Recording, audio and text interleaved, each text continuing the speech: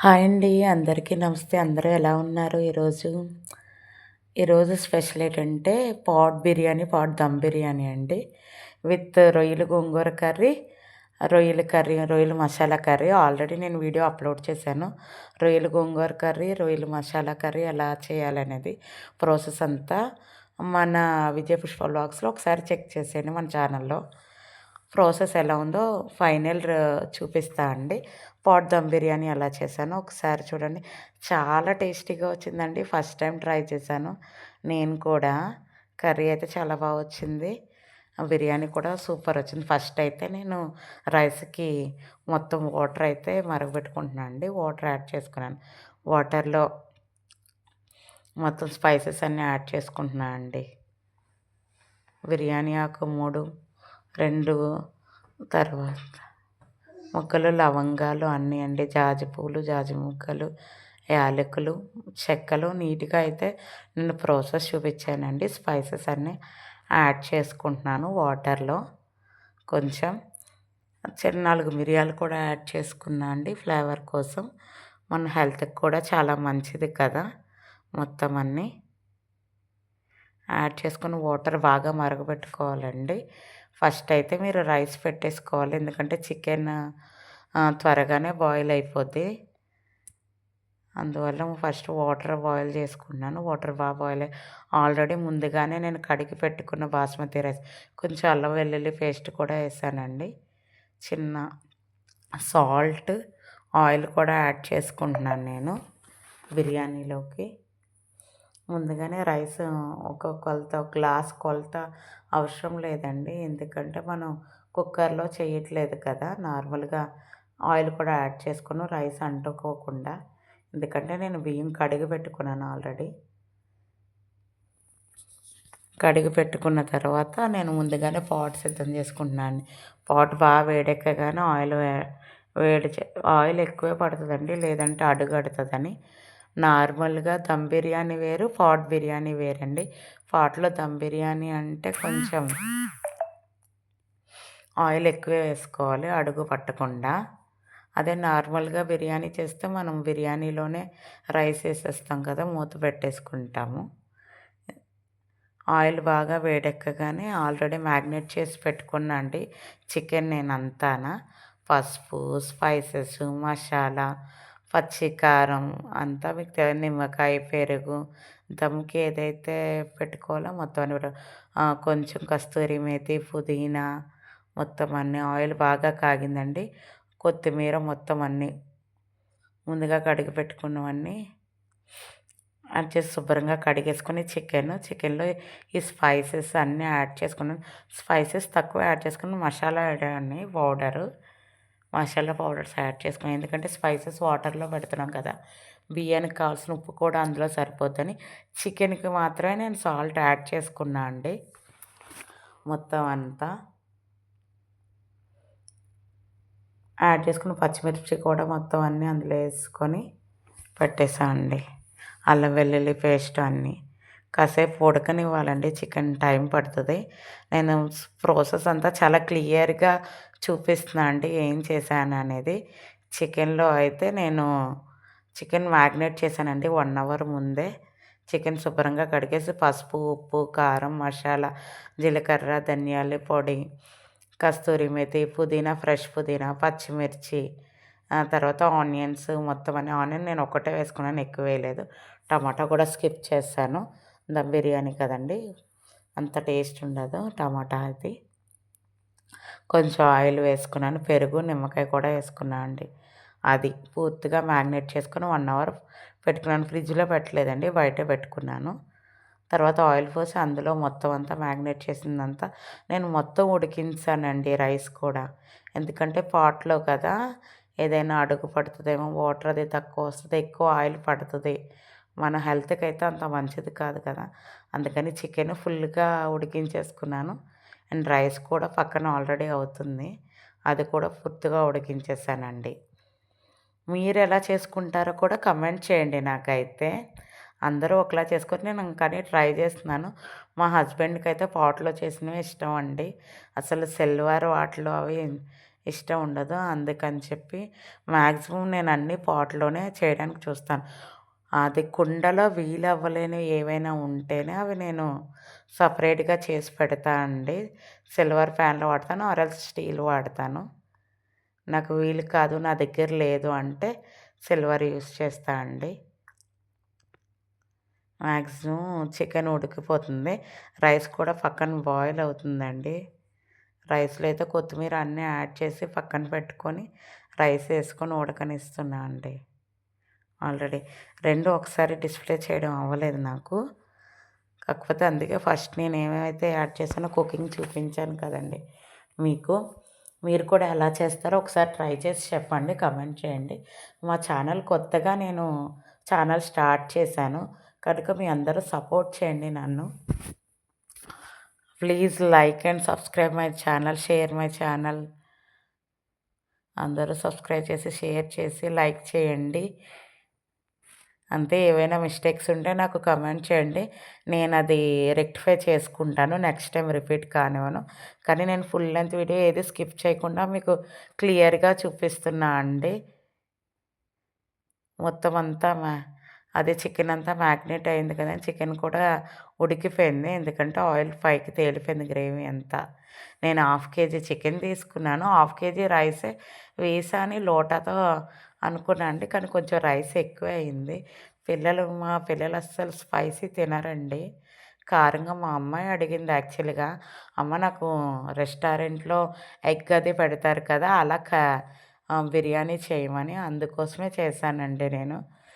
యాక్చువల్‌గా నిన్ననే చేశాను. కానీ నాకు పోస్ట్ చేయడం అవ్వలేదు. ఎగ్స్ కూడా ఆల్రెడీ నేను బాయిల్ చేసి పక్కన పెట్టుకున్నా అండి.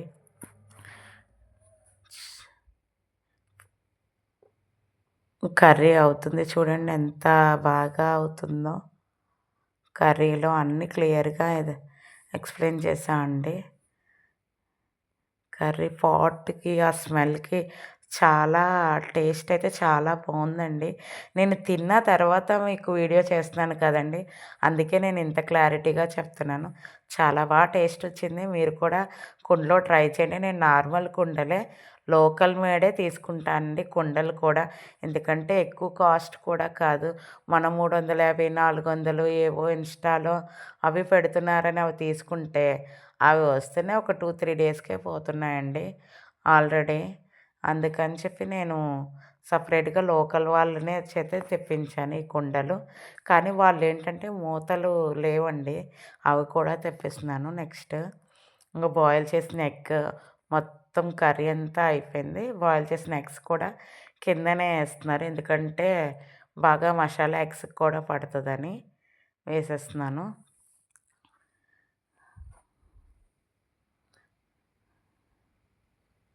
యాక్చువల్‌గా కొంచెం చికెన్ ఎక్కువైతేనే బావుంటది. హాఫ్ కేజీ చికెన్‌కి హాఫ్ కేజీ రైస్ అలానే బావుంటది. కాకపోతే ఎక్కువ నాన్ వెజ్ మేము ప్రిఫర్ చేయమని చెప్పి ఇలా హాఫ్ కేజీ చికెన్‌కి రైస్ కొంచెం ఎక్కువ యాడ్ చేశానండి నేను. పిల్లలు కూడా ఎక్కువ స్పైసీ స్పైసీ తినరండి వాళ్ళు. అందుకని ఎగ్స్ కూడా బాయిల్ అవుతున్నాయి. నేను పక్కన రైస్ ఆల్రెడీ ఉడికిపోయింది. నేను అది రైస్ యాడ్ చేస్తున్నానండి లేయర్స్ కింద. చూడండి. ఆనియన్స్ కూడా నేను ఫ్రై చేయలేదండి. అది ఆయిల్‌లో ఫ్రై చేయలేదని నేను నార్మల్‌గానే యాడ్ చేసుకున్నాను. ఆయిల్‌లో ఏపేసాను అంతే. చికెన్‌తో కలిపేసానండి పచ్చి ఆనియన్స్. అదిగోండి లేయర్స్ కింద ఏస్తున్నాను నేను. ఎందుకంటే నేను మాక్సిమం 95% రైస్ ఉడికించేసానండి పాట్ అని చెప్పి నేను. కుండలో అని. ఇంకో లేయర్స్ కింద మళ్ళీ ఇంకో లేయర్ ఏస్తున్నాను. కొంచెం ఆయిల్ ఏసాం గనుక మనం వాటర్‌లో రైస్‌కి సరిపడగా సాల్ట్ కూడా నేను ఆ వాటర్‌లోనే ఏసానండి. స్పైసెస్ అన్నీ యాడ్ చేసుకుంటే చాలా వచ్చింది. చాలా బావుంది. మీరు కూడా ట్రై చేయండి. కొంచెం ఘీ యాడ్ చేసుకుంటున్నాను. ఇది లోకల్‌గా నేను తయారు చేసుకునేదేనండి ఘీ కూడా. మా అత్తయ్య వాళ్ళకి మా ఇంట్లో ఆవులున్నాయి. ఆవు నెయ్యే అండి. నేను మొన్నే చేశాను. ఇది కూడా నేను ఫ్రిడ్జ్‌లో పెట్టుకోను. బయటనే వాడతాను మాక్సిమం అన్నీ. రైస్ అంటకుండా ఉంటదని ఘీ యాడ్ చేసుకున్నా అండి కొంచెం ఒక లేయర్‌కి. మళ్ళీ మిగతా రైస్ యాడ్ చేస్తున్నాను చూడండి.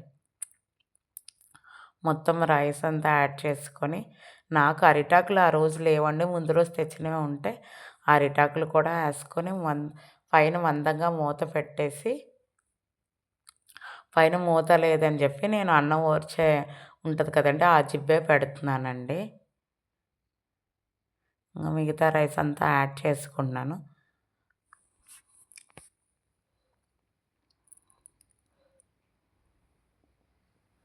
చాలా వచ్చింది. ఎంతో టేస్టీ కుండలో దమ్ బిర్యానీ చూసేయండి. పాట్ దమ్ బిర్యానీ స్పెషల్‌గా with special prawns curry, prawns gongura curry అండి. ఇది చాలా టేస్టీ. రైతాతో కూడా సర్వ్ చేసుకుంటే చాలా బావుంటది.